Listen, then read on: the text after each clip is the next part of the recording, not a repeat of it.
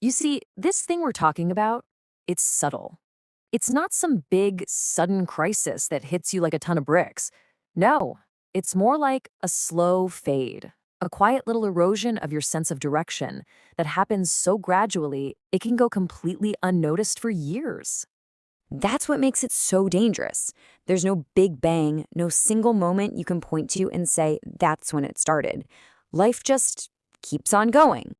And because this whole pattern just weaves itself into the fabric of your everyday life, your daily routine, it feels completely and totally normal. It doesn't feel like a trap because it just feels like you. Okay, so to really get this, we've got to start by looking at this powerful, almost invisible force that's driving the whole thing: repetition. So you might think you're growing, right? You get a new job, move to a new city, maybe start a new relationship. But if the underlying emotional programs are the exact same, are you really changing? Or are you just running the same old software on new hardware? You've got the same triggers, the same internal reactions, the same loops, just with a different background. It's the end result of all that unseen repetition. You start to lose that feeling of being in the driver's seat. You become a passenger in your own story, just watching things unfold, reacting to the turns instead of actually steering. This is so important to get. That quick flash of anger you feel, that immediate urge to just shut down or get defensive, that's not necessarily your core personality. For a lot of us, these are just old, recycled emotional programs that we've been running on repeat for so long that they started to feel like who we are. All right, if you don't fill the space in your life with your own direction, believe me, the demands of your environment will happily fill it for you. And bit by bit, your own intentions get replaced by your circumstances.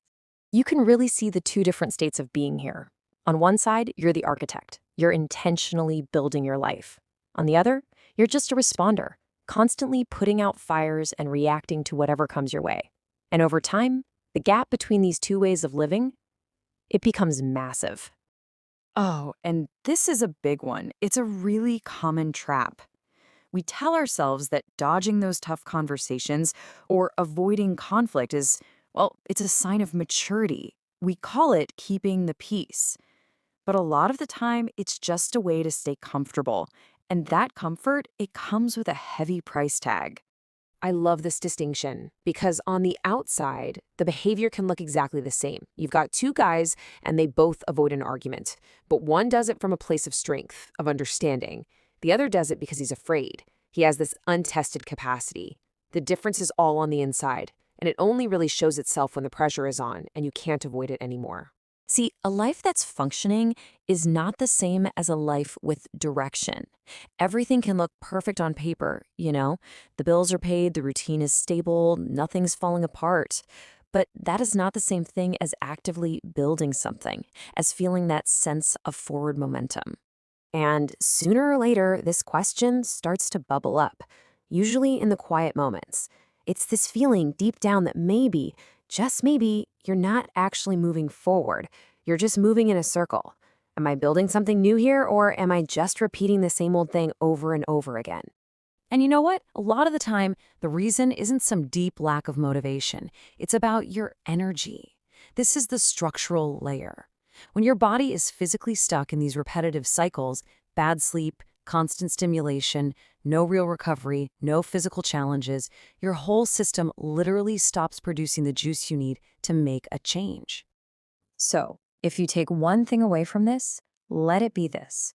Feeling lost or out of gas isn't always some kind of psychological failure on your part. It can actually be a structural problem. Your energy system is just depleted, so the signal for ambition and change is simply turned way, way down. Okay, the automatic emotional reactions, the habit of delaying and avoiding things, the stagnant daily routines, and that underlying energy drain.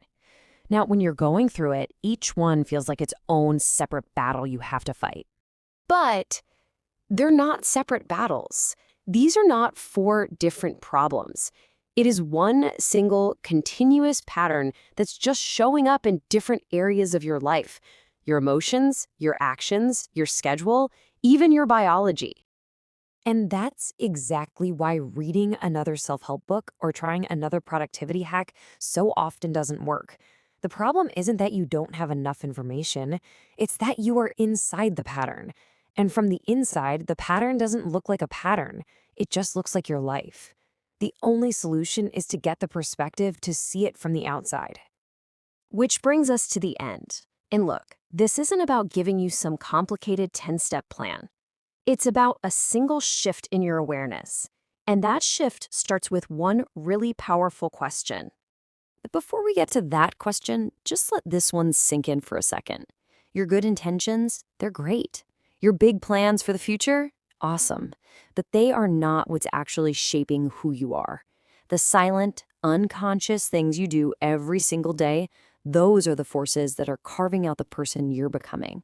And so this is the question I want to leave you with, not to judge yourself, not at all, but just to see what part of my life, my emotional life, my daily habits, my reactions, is just running on a loop without my conscious permission. Because the second you become aware of that pattern, that's when it starts to lose its power over you. And that right there is where real change actually begins.